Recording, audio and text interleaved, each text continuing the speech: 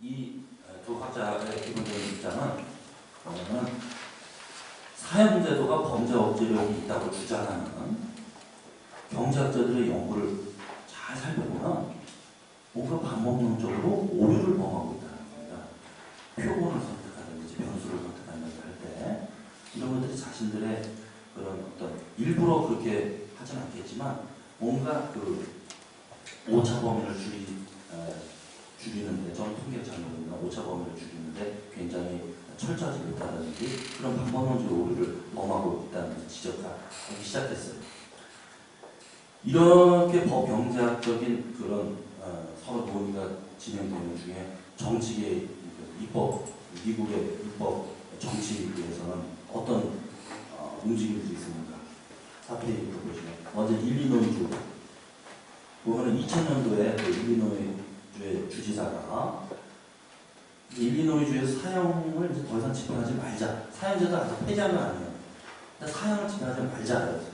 사실 여러분 2000년도 이후에 테러와 전쟁이 선포되고 막 이러면서 그 분위기가 굉장히 그 미국 사회가 경직되고 이런 와중에 이런 그 조지 라이언 주지사 이런 결정이 굉장히 용기 있는 결정이었고 전 세계 지식인들에게 많은 주목을 받았었습니다. 근데 왜 이 조지 라이언 주지사가 이런 결정을 내렸냐? 일리노이주에서 내려지는 사형 선고 289명을 딱 이렇게 봤더니 나중에 무죄가 밝혀지는 사람이 이 289건 중에 18건, 6%예요. 그런데 이거는 나중에, 그러니까 오판이죠. 무죄였던 사람을 죄가 있다고 생각하고, 더구나 도저히 용서할 수 없는 범죄를 저질렀다고 오판을 해서 사형을 보낼 뻔한 사람이 6%예요. 근데 실제로는 말이죠. 이것이 나중에, 그거는 이제 나중에 최종 단계에 이제 대법원까지 가는 게 거고, 항고심 단계에서 무죄가 밝혀질 것까지 하면 43%입니다.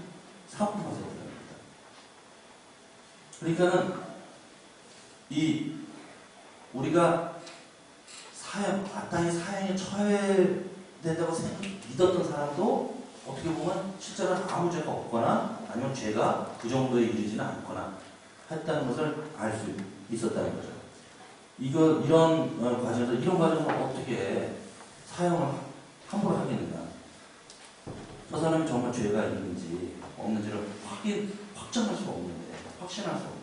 캘리포니아주에서도 마찬가지예요. 캘리포니아주에서는 사형시킬 때 독극물을 주사해서 사형시킵니다. 2006년도에 76세의 노인에게 독극물을 주사해서 사형시켰습니다. 과연 이게 국가가, 사회가 이렇게 취할 수 있는 방법인가에 대해서 심각한 회의가 있었던 겁니다. 그래서 2006년도부터 캘리포니아주는 사형을 집행하고 있지 않습니다. 뉴욕주도 5페이지 가서 마찬가지입니다. 뉴욕주에는 이제 형사 소송법상에 문제가 있었습니다. 배신들이 사형 구형 사건에서 뉴욕주에서는 이상하게 형사소송법상 이상하게 배신들이 사형 아니면 종신형을 둘 중에 하나를 만장일치로 선택을 해야 됩니다. 근데 배신원들 입장에서는 그랬었습니다. 그런데 배신원들 입장에서는 이렇게 고민을 하게 되죠. 저 사람이 나쁜 사람 같은데 긴가민가 하는데 저 사람을 그렇다고 사형까지는 아닌 것 같은데 그렇다고 만장일치 결론을 못 내리면 그 다음에 어떻게 되냐면 뉴욕주 형사소송법상으로 판사가 거의 적어드렸다시피 20년 이상 종신 이하의 형을 선고하고 있습니다. 이 말은 뭐냐? 만약 배신들이 사형 또는 종신형을 만장일치로 못 내릴 경우에는 이 사람을 판사가 20년 정도의 형을 내리면 흉악범죄자가 20년 후에 감옥에서 나와서 사회에 다시 돌아다니게 되는 결과가 나올 수도 있죠. 배신원자는 어떤 사람? 일반 시민이에요. 시민들에서는 그런 결과가 저렇게 사형은 죄가 있는 건 알겠어. 죄가 있는 건 알겠는데 저 사람은 사형 처해야 될지 안 될지까지는 모든 사람이 만장일치 못하는 상황에서 저 사람이 어쩌면 20년을 풀려날 수 있다는 생각이 그 배신인들에게 두려움을 갖게 해요. 그래서 결국 배심원들로 하여금 심리적으로 만장일치를 강제하는 효과를 가지고 되죠. 이런 것에 대해서 위헌이다라고 하는 문제가 제기됐고, 그래서 결국 6페이지라는 2007년 뉴욕주에서 사형이 폐지되게 됩니다. 이런 과정에서 이런 우리가 주의해야 될 것은 이런 사형을 미국에서 국회의원들이나 이런 사람들이 사형을 폐지하고 이거 하고 하는 것들이 보면은 그냥 하는 게 아니고 자기들이 그냥 단순히 정치적 결단이나 신념에서 하는 것이 아니고 이런 것을 정책을 결정할 때마다 반드시 학자들의 연구를 근거로 노고를 대면서 그 노고 중 가장 대표적인 가 이런 오늘 소개드리는 법경제학적의 연구 결과라고 하겠습니다. 그래서 여러분 6페이지도 보시다시피 예를 들어서 법원에서 최근에 2008년도에 연방대법원에서 사건이 있었는데 이 사건에서도 어떤 판사는 법경제학자 중에서 사형제도는 법적 지력이 있다고 하는 연구 결과를 인용하는 바는 없다고 하는 연구를 인용하는 바는 유명한 안토니 스칼리아 판사 같은 사람은 사형제도는 법적 지력이 있다고 하는 연구 결과를 인용하면서 서로 상반된 입장을 보이고 있죠.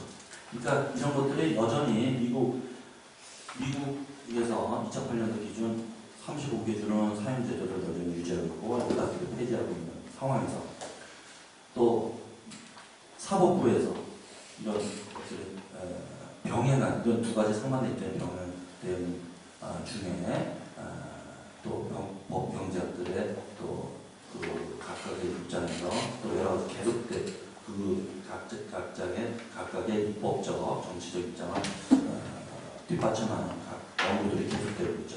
그 대표적인 연구가 작년 9월에 미국 법경제학지에 실린 여러 논문들입니다. 이 논문들을 크게 내용별로 크게 보면은 첫째는 우리가 잘 생각할 수 있다시피 사형 집행이 과연 범죄 억제 효과가 있느냐 하는 거죠. 그리고 두 번째 연구 내용은 사형제도를 과연 유지하면 국가적으로 비용이 얼마나 들까 하는 연구가 법경제에 있습니다. 물론 이제 우리가 가장 관심을 갖는 것은 사형제도를 갖고 유지하는 것이 범죄 억지력에 얼마나 효과가 있는가 이거에 더 관심이 있죠. 하지만 이거는 사실 법경제학자들 사이에서도 결론이 잘 안 나요. 반면 사형제도를 유지하려면 관리하려면 예를 들어서 만약에 청송교도소에다가 사형집행시설을 설치한다고 해봐요. 그 돈 들겠죠? 사람도 써야겠죠? 그러니까 그런 비용이 과연 얼마나 될까 계산하는 이거는 상대적으로 쉬워요. 그래서 예를 들어서 7페이지부터 보시면은 노스캐롤라이나주에 보면은 그 어떤 학자의 연구의 결과에 따르면 노스캐롤라이나주에서 사형제도를 만약에 폐지하면 1년에 약 1,100만 달러를 절약할 수 있다. 예산을 절약할 수 있다. 라는 결론, 그 법경제학적인 연구를 성과를 냈어요. 그럼 1,100만 달러를 절약하면 어디다 쓸 수 있을까? 이거를 법원이나 검찰 다른 형사사건보다 충실히 처리할 수 있는 데 쓸 수 있다. 또 요즘 미국뿐 아니라 여러 나라가 재정 적자 상태인데 이런 돈이 그래도 조금 있으면 여러 교육이라든지 의료보험 이런 데다 더 투자해서 더 국가 경제처럼 더 균형적인 지출을 도모할 수 있지 않겠냐라는 제안을 하고 있습니다. 또 그 7페이지 더 하단 부분에 보면 메릴랜드주의 경우도 마찬가지인데 메릴랜드주에 관한 연구를 한 3인의 연구자 연구는 더욱더 복합적이어서 이게 단순히 이제 무슨 청송 감옥의 교도소에다가 그런 걸 설치하면 돈 얼마나 이렇게 하는 게 아니라 사형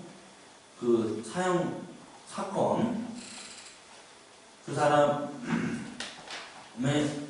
모든 그 사건의 시작부터 끝까지 걸치는 모든 비용을 다 복합적으로 계산하고 있습니다. 경제학적인 용어는 다변수 방식이라고 하는 방식인데 8페이지로 넘어가서 그래서 변호 비용, 그다음에 공소비용, 감정비용, 법정비용, 형사비용, 배심비용, 하는 비용뿐 아니라 항소를 하게 되면 항소에 따른 비용, 상고에 따른 비용, 그리고 마지막으로 교도행정 비용이죠. 사형수를 사형 집행하는 데까지 감옥에서 교회되고 여러 가지 비용이 발생하죠. 이걸 계산 쭉 이렇게 복합적으로 계산해봤더니 메릴랜드주에는 사형제도를 지금 현재 유지하고 있음으로써 메릴랜드주의 납세자들이 1년에 1억 7천만 달러를 부담하고 있다는 계산입니다. 그럼 1억 7천만 달러는 큰 돈이죠. 그러니까 결국은 메릴랜드주에서 사형 선고된 걸 이렇게 나누게 해봤더니 사형 선고 한 건당 약 100만 달러 정도는 우리가 줄일 수 있다. 물론 이렇게 사형 제도를 유지함으로써 드는 비용, 이것 때문에 이게 아까워서, 돈이 아까우니까 사형 제도를 없애자. 만약 이렇게 말하면 요거는 굉장히 약할 수가 있습니다. 그러니까 진짜 만약에 우리는 이제 뭐 여러분들 중에서 어떤 분은 이런 생각, 또 다른 분은 저런 생각 가질 수 있습니다. 근데 만약 여러분들 중에서 사형 제도를 폐지해야 되지 않을까라고 생각하는 분이 있다면 돈이 아까워서 사형제도를 폐지한다. 이렇게 말하면 좀 그렇잖아요. 그죠?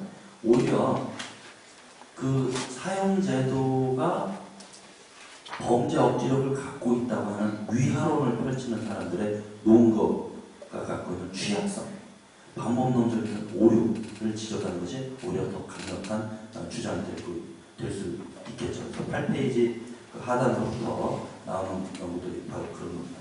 그래서 아까도 소개했던 노너이와 월퍼스 이 두 교수는 사형 제도가 범죄 억지력이 있다고 주장하는 사람들의 노고에 방법론적인 오류를 지적하고 있는 사람인데요. 2003년도 이후에 나온 6편의 논문들을 면밀히 방법론적으로 검토하고 있고 그 결과를 9페이지의 표로 요약해서 보여주고 있습니다. 통계학적인 용어는 사실 저도 자신이 제대로 이해하고 있지 못하고 하기 때문에 뭐라 설명드리기 자신 없습니다만 보통 통계학에서 쉽게 하는 방법은 그러니까 사형제도가 이렇게 X축 있고 Y축 있으면 이것도 다 PPT를 해야 된다. 못했으면 죄송합니다. 내년에 불러주시면 해볼게요. X축 있고 Y축 있으면 그러니까 사형을 집행할수록 범죄가 줄어든다. 이런 근데 이게 사실은 그거를 이제 통계를 내기 위해서는 그 개개 사건들을 그 좌표 위에다 점을 한 점을 찍죠. 근데 그 점이 사실 찍어졌다 해서 어떤 분산된 점 사이에서 일관된 경향을 읽어내는 것은 그거는 어렵죠. 그러니까 결국은 그 오차의 범위를 줄임으로써 어떤 분산된 점의 경향성을 읽어내는 거예요. 그렇죠?